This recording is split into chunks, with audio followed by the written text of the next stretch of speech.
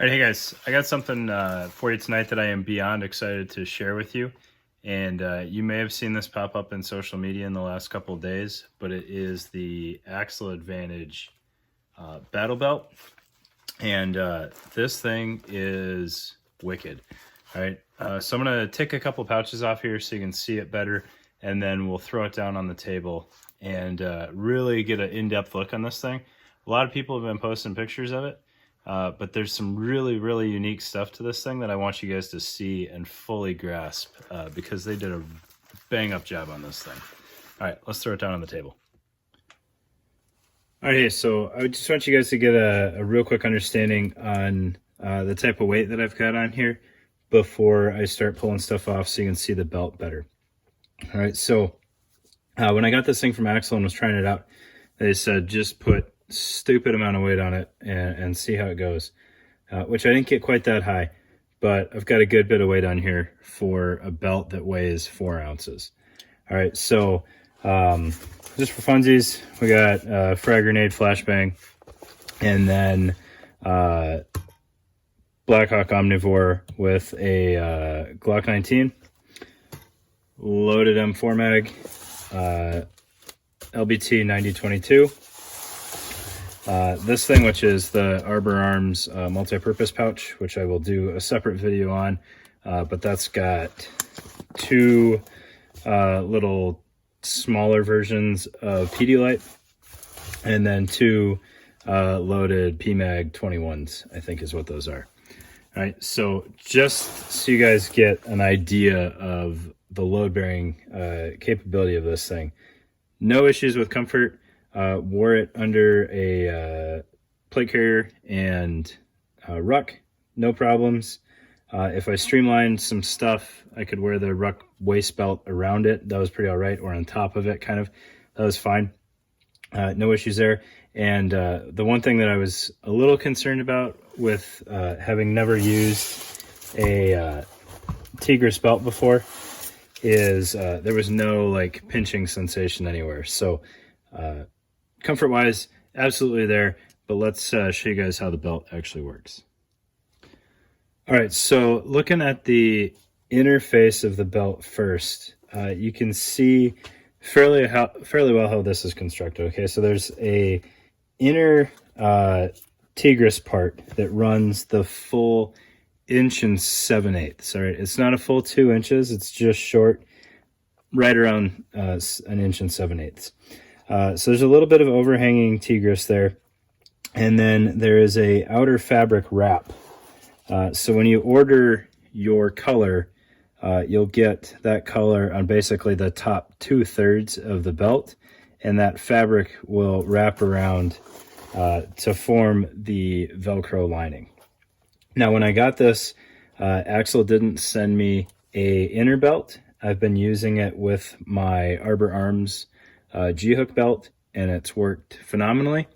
But AXL has told me that they're going to put out an inner belt with this as well. All right, so that'll marry up to the Velcro there. No worries. If you were feeling really squirrely and wanted to set up a pair of party pants, you can absolutely do that. This will fit through most belt loops, being that it's not inherently bulky, and it's a little bit less than 2 inches, so you shouldn't have any issues sliding that in any combat type pants.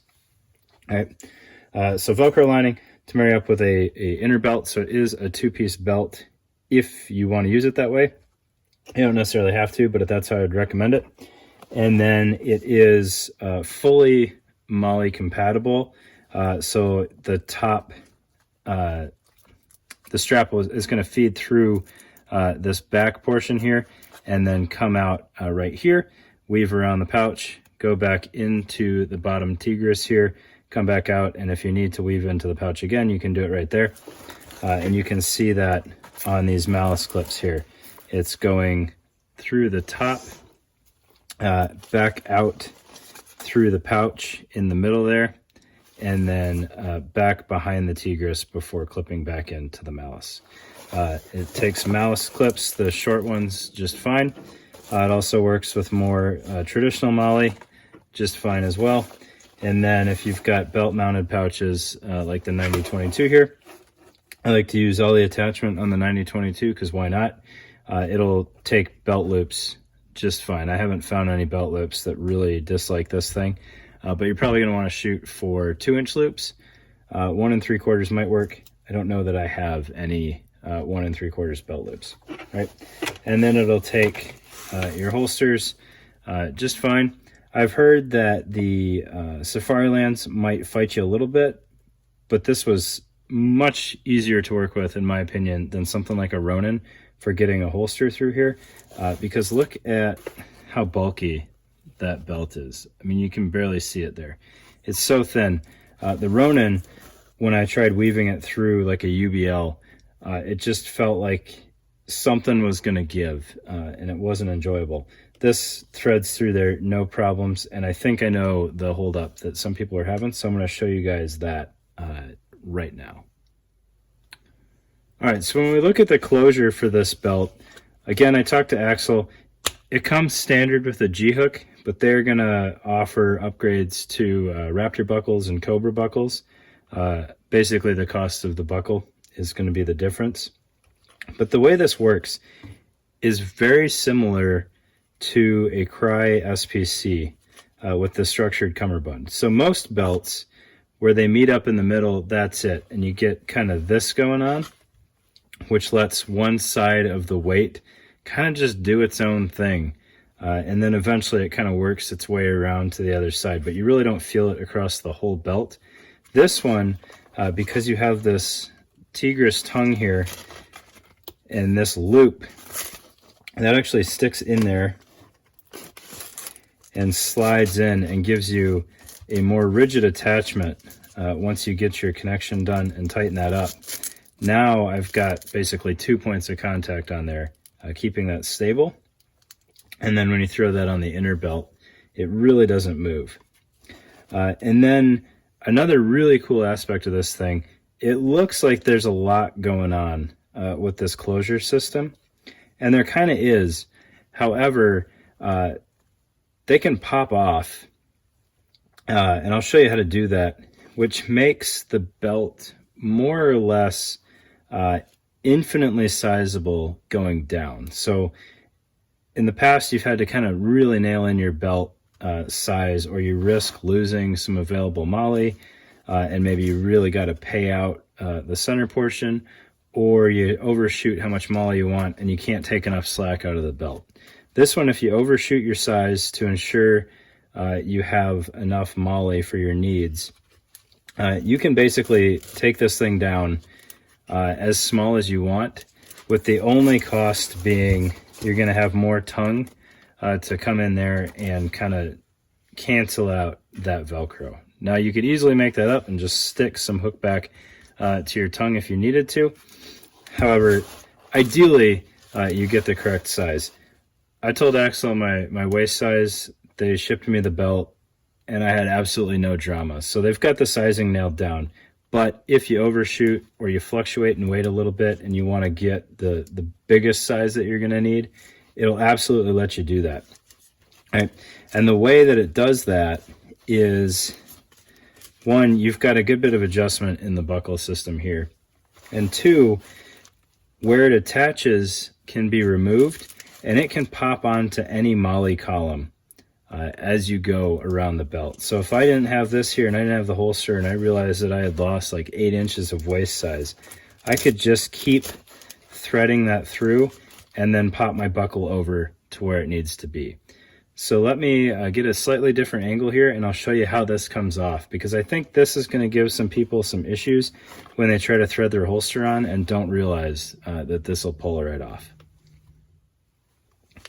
All right, so when we're working with the side of the belt that has the tail for the G-hook assembly here, there's just a couple things you need to do. All right, so you're going to undo this one wrap, which can be used obviously to help soak up some of that tail. And then you are going to unthread that one wrap from the belt. All right, it takes just a little bit of work because it is going through some laser cut Tigris there, which is you know, cut exactly to the size that it needs to be. But you just take that off.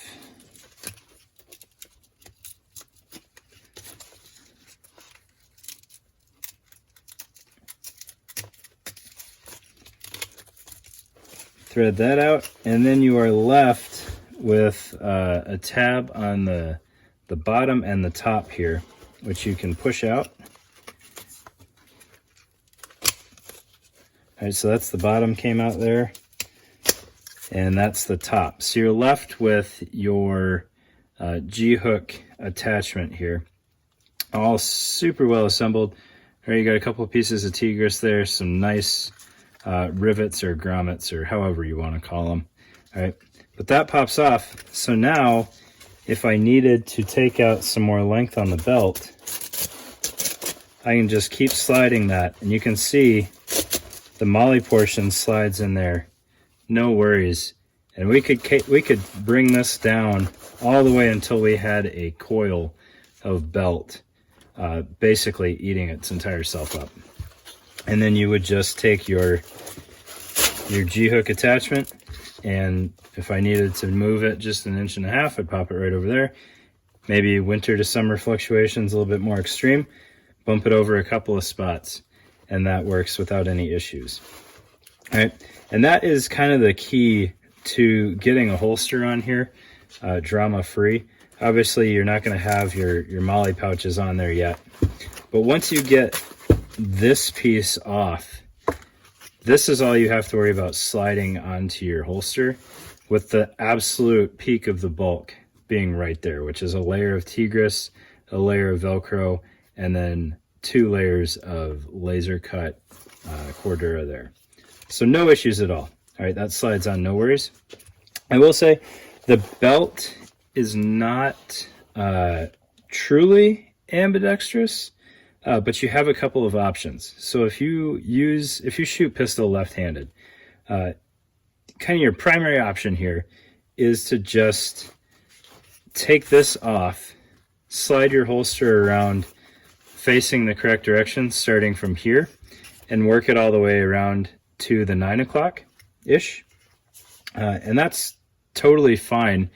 You just need to put your holster on first, and then build your Molle pouches around that, which is slightly less convenient than using a right-handed holster in this configuration, where I can have all of this mounted and then just slide my holster on before I put on the last 2 pouches or 1 pouch or whatever you have on your belt. All right, so that's one option for using it left-handed. The other option is you could flip the entire belt upside down, and then that would put your running end on the left side, and you could then configure your holster that direction. The only issue, and it's really just cosmetic, is that you're going to have Tigris on top and colored Cordura on the bottom. But the G-hook mounting is totally reversible on that, so you're not going to have to worry about the mouth facing up or down however you want it. You can switch that upside down real easy, and you can see that would mount just fine, and you know your tag would be upside down, but no worries there. Right? So that's how that goes together. And then popping this back on, let's see if I can do this under pressure. It should be pretty straightforward. I'll go with the top first there, and then flip the bottom under. All right, that popped in, no worries. Bend the tab back here a little bit so we expose more of that hole for the 1-wrap. Get our 1-wrap through this hole. This is the only one I might have issues with. I don't think I should have done it through here. There we go.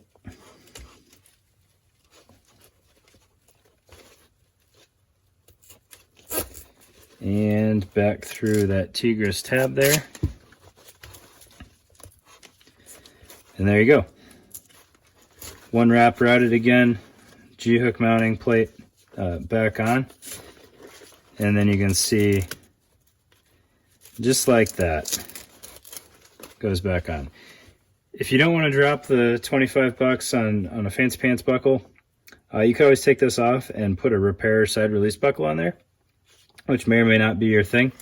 You just pop the one portion over here where the G-hook would normally catch, and then thread on either the male or female using the tail, and then secure that really well so it doesn't slide. But that's an option, and you would still have the ability to take out that little final bit of adjustment there. But yeah, super easy to configure. Putting pouches on here is a breeze. If you've ever dealt with micro belts before, some of that sewn Molle can be a real pain. But this worked no problem. Again, with malice clips, conventional Molle, even snaps. You can get snaps through here. They're a little bit harder, but they work. The real bulky Paraclete tuck tab, that worked no problem. And then you can always just do traditional belt loops there as well. So that's the AXL belt. If you're wondering the price on this thing, I just asked AXL. I don't know if it's going to change at all, so don't quote me on this. But they're looking at extremely close to $100 for the outer belt, which is mind-blowing to me. If you look at some of the all-fabric micro Molle belts, you're talking $175, $200 for some of those. Some of the more affordable ones, like the Eagle, more affordable within the quality realm, right? The Eagle, I think, is $115 without the inner belt.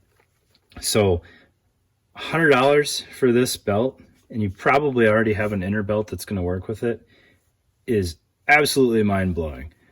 This thing is a crazy good deal. Really, really well put together. I mean, you look at any of AXL's products, and they're extremely well done all around. And it weighs 4 ounces without any pouches on it, which is basically nothing. It's like it came out of an anti-gravity machine. So that is the AXL Molle Battle Belt. Highly recommend it when it drops. I hope you guys pick it up and enjoy it as much as I do. Thanks, guys.